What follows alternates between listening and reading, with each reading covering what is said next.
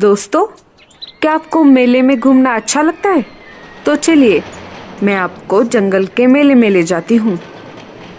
लाडो चिड़िया की बस्ती में बहुत बड़ा मेला आया है। सारे पशु पक्षी मेले का बहुत मजा ले रहे हैं। ऐसे ही हमारी लाडो अपने बच्चे टीलू को मेला दिखाने लेकर आई है। अब देखते हैं आगे क्या होता है। मेरे बच्चे, हमारे बस्ती में मेला आया है। माँ, ये मेला क्या होता है? बेटा, मेला बहुत मज़ेदार होता है। यहाँ बहुत सारे पशु पक्षी अपना खेल दिखाते हैं। माँ, मुझे भी देखना है मेला। मुझे भी आना है। हाँ हाँ, हम आ भी जाएंगे। इतना बोलकर लाडो अपने बेटे को पीठ पर बिठाकर मेले की तरफ निकल पड़ती है। कुछ देर मेला घूमने के बाद टीलू की नजर झूले पर पड़ जाती है। माँ, ये क्या है? ये झूला है बेटा। क्या तुम्हें इसमें बैठना है? हाँ हाँ, मुझे बैठना है माँ। झूले का मालिक एक चील था। आइए आइए, झूले में आसमान की सैर कीजिए। एक चक्कर के लिए सिर्फ एक बेरी। आइए आइए। चील भैया, मेरे बेटे को झूले में बिठाइए ना। हाँ हाँ, क्यों नहीं, लाओ एक बेरी। मेरे पास तो बेरी नहीं है, और बेरी का पेड़ तो ऊंचे बर्फीले पहाड़ों पर है। मैं उतना ऊपर तो नहीं उड़ सकती। चील भैया प्लीज बैठने दीजिए ना मेरे बेटे को। नहीं नहीं, अगर बेरी नहीं तो जाओ यहाँ से। चील की बात सुनकर टीलू रोने लगता है।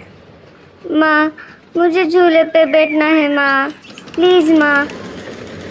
लाडो निराश हो जाती है। तभी वहां पर पारो चिड़िया अपने बच्चे को लेकर आ जाती है। ओ चील भैया, मेरे बेटे को झूले पे बिठाओ। हाँ हाँ, क्यों नहीं, लाओ एक बेरी। ये लो। पारो के पास से एक बेरी लेकर चील पारो के बेटे को झूले में बिठा देता है। ये सब देखकर लाडो और भी ज्यादा मायूस हो जाती है। पारो चिड़िया के पास बहुत सारी बेरियां थी। लाडो पारो से कहती है, अरे बहन, क्या तुम मुझे एक बेरी उधार दे सकती हो? इसके बदले में मैं तुम्हें अनाज दूंगी। बड़ी आई मुझे अनाज देने वाली। चल जा यहाँ से। दे दो ना बहन, मेरा टीलू झूले में बैठने की जिद कर रहा है। दे दो ना प्लीज। मैं नहीं दूंगी। मुझे ये बेरिया मेरे दोस्त ईगल ने लाके दी है। अगर तुम्हें अपने बेटे की जिद पूरी करनी है तो उड़कर जाओ पहाड़ों के बर्फीले टीले पर और तोड़ कर लाओ बहुत सारी बेरिया। लाडो नाराज हो जाती है और टीलू को लेकर घर वापस आ जाती है। टीलू का रोना बंद ही नहीं हो रहा था। माँ, मुझे झूले में बैठना है। तुम जाओ ना, बेरी लेकर आओ ना माँ। टीलू, बेरी का पेड़ बहुत ऊपर है। मैं वहाँ तक नहीं उड़ सकती बेटा। मुझे माफ कर दो।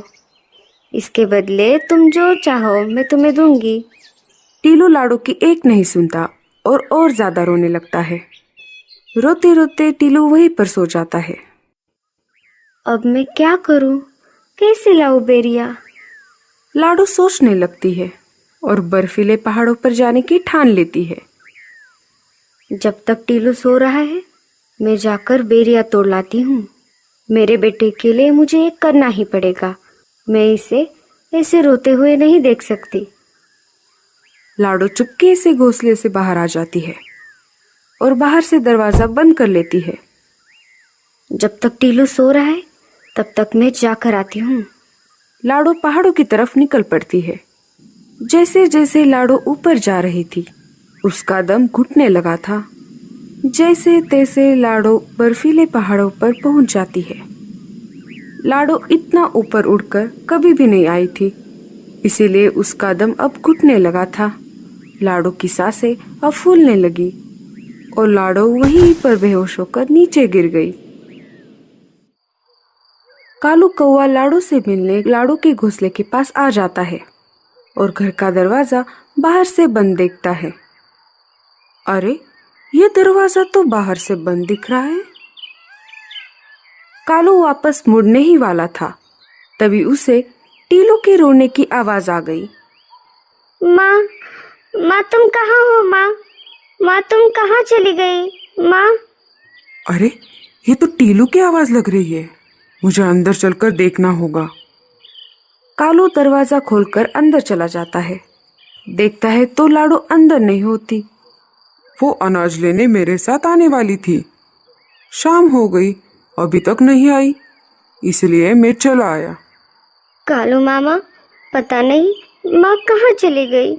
हमारे जंगल में मेला आया है ना, आज माँ मुझे वहाँ पर लेकर गई थी, लेकिन मैंने वहाँ पर झूले में बैठने की जिद की, लेकिन झूले का मालिक एक चक्कर के बदले एक बेरी मांग रहा था। माँ के पास तो बेरी नहीं थी। फिर मैं बहुत रोने लगा। माँ मुझे घर लेकर आई और मैं रोते रोते वहीं पर सो गया। मुझे लगता है माँ मुझसे नाराज हो गई। कालू मामा, मेरी माँ को ढूंढ के लेकर आइए ना। मुझे माँ की बहुत याद आ रही है। माँ, माँ कहाँ हो माँ? अरे अरे टीलू, तुम रो मत, तुम चिंता मत करो। मैं अभी जाकर देखता हूँ तुम्हारी माँ कहाँ गई है। कालू कौवा घोंसले से उड़ जाता है और आसपास के पक्षियों से पूछताछ करने लगता है, और वो एक एक करके सारे घर में पूछ रहा था, पर किसी ने भी लाडो को नहीं देखा था। कालू अब बहुत चिंतित हो गया। उसे समझ नहीं आ रहा था कि वो लाडो को कहाँ पर ढूंढे। तभी उसे वहां पर गूंगा मौसी आते हुए दिखाई देती है। तभी कालू कौवा जल्दी से गूंगा मौसी के पास चला जाता है। अरे कालू, तुम इतनी जल्दी में कहाँ पर जा रहे हो? गूंगा मौसी, क्या आपने लाडो को कहीं पर देखा है? वो दोपहर से गायब है। हाँ, मैंने लाडो को बर्फीले पहाड़ों की तरफ जाते हुए देखा था। शायद लाडो बर्फीले पहाड़ों पर गई होगी। वो बहुत जिद्दी है। वो अपने बच्चे की जिद पूरी करने के लिए कुछ भी कर सकती है। शायद लाडो मुसीबत में होगी। मुझे जल्दी से वहां पर जाना होगा।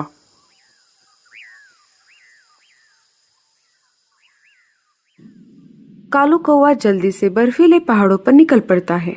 जैसे ही कालू कौवा बर्फीले पहाड़ पर पहुंच जाता है, वो लाडो को आवाज लगाता है, लेकिन लाडो उसे कहीं पर नहीं दिखाई देती। लाडो, लाडो, लाडो। अचानक कालू कौवे को लाडो जमीन पर पड़ी दिखाई देती है। कालू कौवा जल्दी से लाडो के पास चला जाता है। अरे लाडो, उठ जाओ। लाडो, अरे लाडो, अरे बाप रे, ये क्या हो गया? लाडो को इतनी ऊपर नहीं आना चाहिए था। शायद दम घुटने की वजह से ये बेहोश हो गई है।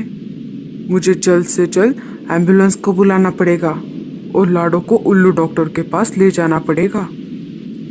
कालू कौवा डॉक्टर चाचा के पास चला जाता है। डॉक्टर चाचा, आप जल्दी से एम्बुलेंस का इंतजाम कीजिए। लाडो बर्फीले पहाड़ों पर बेहोश पड़ी है। हाँ हाँ, तुम आगे चलो, मैं एम्बुलेंस लेकर तुम्हारे पीछे आ जाता हूँ। कालू आगे आगे उड़ रहा था और एम्बुलेंस पीछे पीछे आ रही थी। कालू लाडो के पास पहुंच जाता है। डॉक्टर चाचा लाडो की जांच करते हैं। कालू, लाडो चिड़िया तो सिर्फ बेहोश है, इसकी सांसें अभी भी चल रही है। जल्द से जल्द हमें इसे हॉस्पिटल में भर्ती करना होगा। एम्बुलेंस लाडो को लेकर अस्पताल की तरफ निकल पड़ती है। डॉक्टर चाचा लाडो को कुछ दवाई पिला देते हैं। थोड़ी देर बाद लाडो चिड़िया होश में आ जाती है। लाडो, तुम बहुत जिद्दी हो। आखिर तुम तुम्हारे बेटे के लिए कुछ भी कर सकती हो। अरे कालू, माँ तो आखिर माँ होती है। कालू लाडो को लेकर घर वापस आ जाता है। ये सब उस चील की वजह से हुआ है। मैं देखता हूँ वो टीलू को झूले में कैसे नहीं बिठाएगा। टीलू, चलो मेरे साथ। कालू टीलू को लेकर मेले की तरफ निकल पड़ता है। कालू मामा, आप मुझे मेले में क्यों लेकर जा रहे हो? टीलू बेटा, तुम्हारे लिए एक सरप्राइज है। कालू टीलू को लेकर मेले में आ जाता है। चील भैया, मेरे भांजे को झूले में बिठाओ। हाँ हाँ, क्यों नहीं, लाओ एक बेरी। चील कालू से बेरी लेता है और टीलू को झूले में बिठाता है। तब तक लाडो वहाँ पर आ जाती है। टीलू को झूले में बैठता हुआ देखकर लाडो बहुत ज्यादा खुश हो जाती है। लाडो कालू के पास चली जाती है। कालू भैया, ये कैसे हो गया? अरे लाडो, ये कितना आसान था।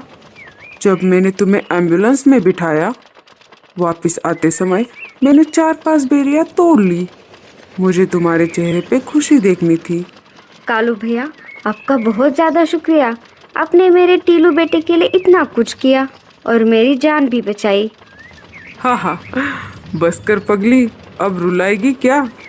हमें इस कहानी से ये सीख मिलती है कि माँ अपने बच्चों के लिए कुछ भी कर सकती है, तो इसलिए हमें अपनी माँ का ख्याल रखना चाहिए। और माँ तो आखिर माँ ही होती है।